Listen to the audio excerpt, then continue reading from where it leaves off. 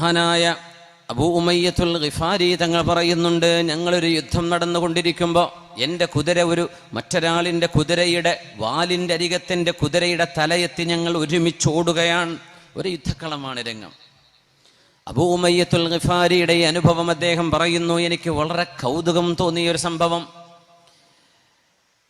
ഞങ്ങളിങ്ങനെ ഒരുമിച്ച് എൻ്റെ കുതിരയും എൻ്റെ മുമ്പിലുള്ള ആളിൻ്റെ കുതിരയും ഒരുമിച്ച് ഇങ്ങനെ ഓടിക്കൊണ്ടിരിക്കുമ്പോൾ എൻ്റെ മുമ്പിലുള്ള ആള് കുതിരപ്പുറത്തിരിക്കുന്നവൻ പറയുന്നത് ഞാൻ കേൾക്കുന്നുണ്ട്, ഐ നഫ്സ്, എൻ്റെ ശരീരമേ, അലം ഉഷ്ഹിദ് മഷ്ഹദ കദാ വകദാ, എൻ്റെ ശരീരമേ, നിനക്ക് അല്ലാഹുലേക്ക് യാത്രയാവാൻ എത്രയോ അവസരങ്ങൾ ഞാൻ തന്നിരുന്നുവല്ലോ. ഫഖുൽതി ലീ, നീ എന്നോട് പറഞ്ഞു, അഹ്ലുക, നിന്റെ ഭാര്യ വീട്ടിലുണ്ട്, വഅയാലുക, നിന്റെ മക്കളുണ്ട്, ഉമ്മയുണ്ട്, ഉപ്പയുണ്ട്, നീ മരിച്ചാൽ പിന്നെ അവരാരാണ് നോക്കുന്നത്?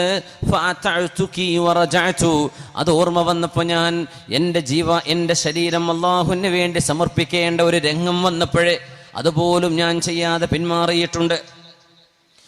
അലം മുഷ്ഹിദ് മഷ്ഹദ കദാ വകദാ, രണ്ടാം തവണയും സ്വന്തത്തോട് ഇയാളിങ്ങനെ വിളിച്ചു പറയുന്നു. ആ ധൃതി പിടിച്ചു പോകുന്ന ഓടുന്ന ഓട്ടത്തിൽ, ശരീരമേ, എത്ര തവണയാണ് നിനക്ക് ഷഹാദത്തിന്റെ മനോഹരമായ ചിറകേറി സ്വർഗലോകത്തേക്ക് പറക്കാനുള്ള അവസരമുണ്ടായത്? അപ്പോഴൊക്കെ നീ പറഞ്ഞു, കുടുംബം, കച്ചവടം, ബിസിനസ് എന്ന് പറഞ്ഞു.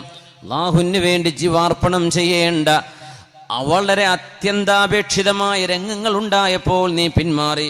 എന്നാൽ വല്ലാഹി ലഅരിളന്നകൽ യൗമ അലല്ലാഹ്, ശരീരമേ, നിന്നെ ഞാൻ അല്ലാഹുവിനേക്ക് ഇന്ന് ഏൽപ്പിക്കാൻ പോകുന്നു.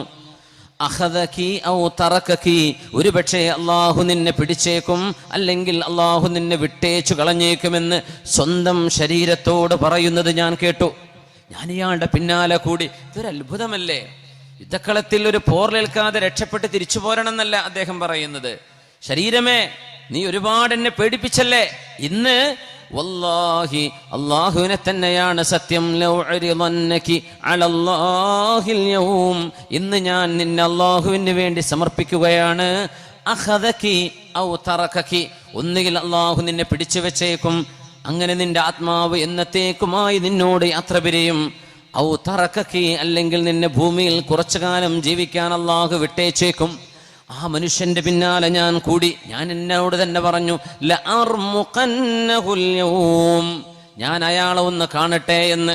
അയാളുടെ പിന്നാലെ ഞാൻ ഓടിയെന്ന് അബൂ ഉമയ്യത്തുൽ ഗിഫാരി തങ്ങൾ പറയുന്നു. അവസാനം യുദ്ധം അവസാനിച്ചപ്പോൾ അദ്ദേഹത്തെ ഞാൻ കണ്ടു, ശരീരത്തിൽ ബിദ്അത്തും വസിത്തൂന ത്വഅന,